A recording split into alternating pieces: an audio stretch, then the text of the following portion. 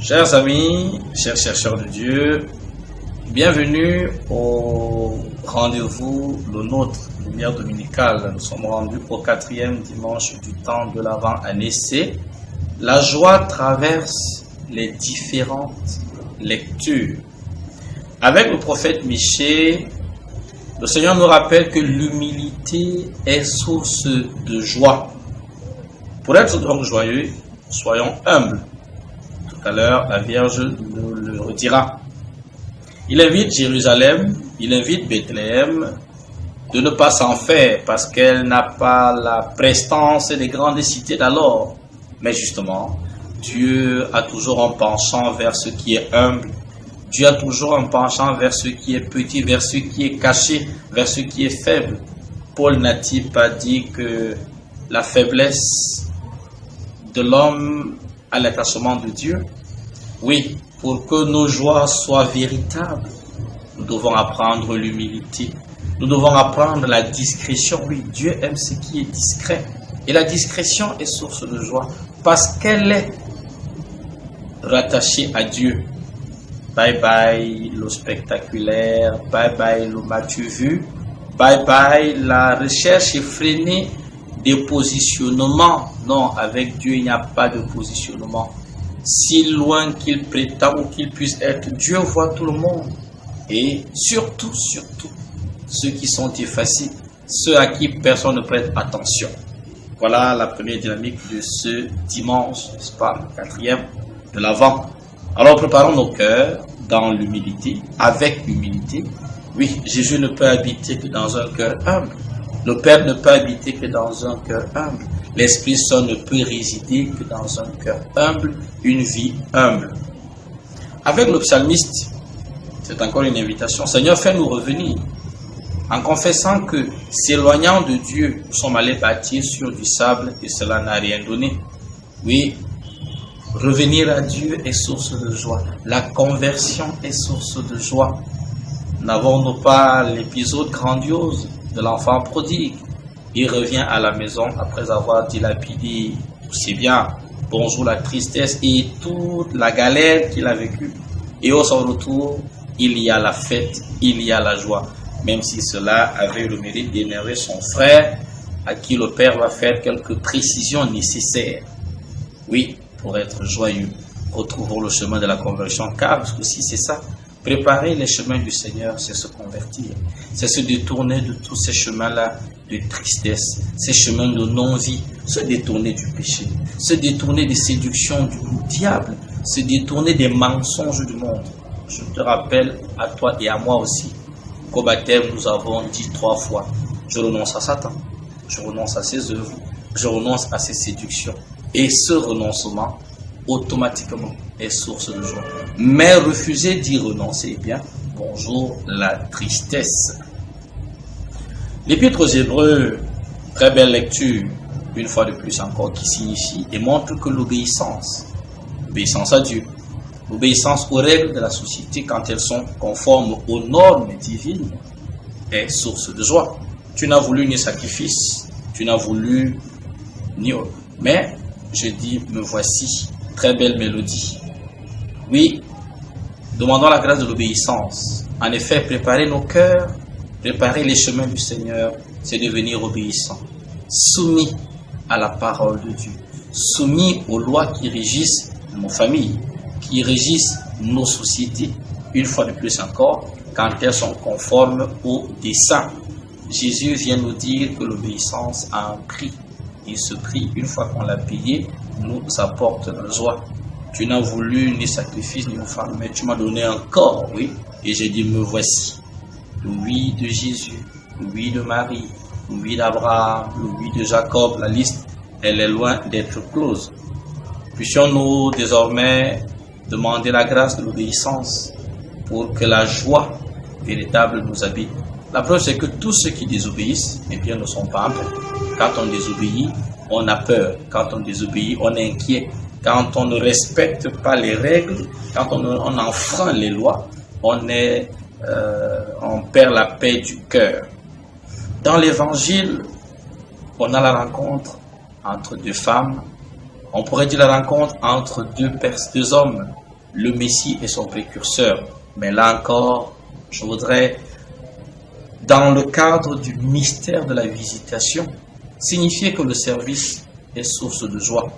Oui, on doit préparer nos cœurs à recevoir Jésus, nos cœurs pour être des cœurs de service.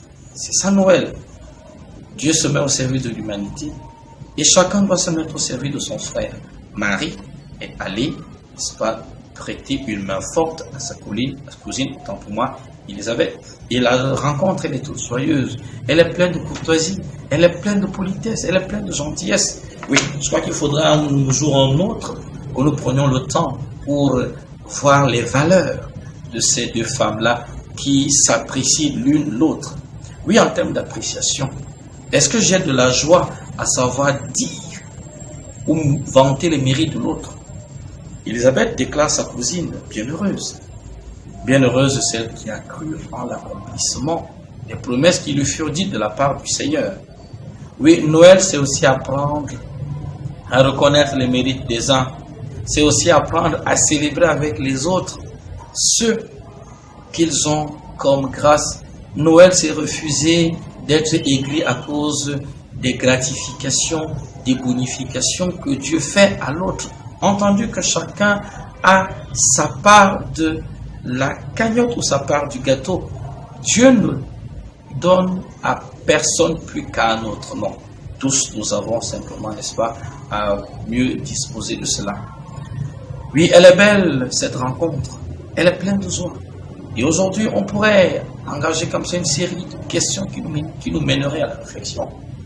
Pourquoi Marie est-elle déclarée bienheureuse? Pourquoi est-elle bénie entre toutes les femmes d'abord? Pourquoi est-elle bénie entre tous, osons le dire? Et qu'est-ce qui fait que un jour on puisse me dire que je sois bienheureux? Ou alors, quel est le rapport que les gens disent de moi dans ma relation avec le Seigneur? Ce serait très intéressant.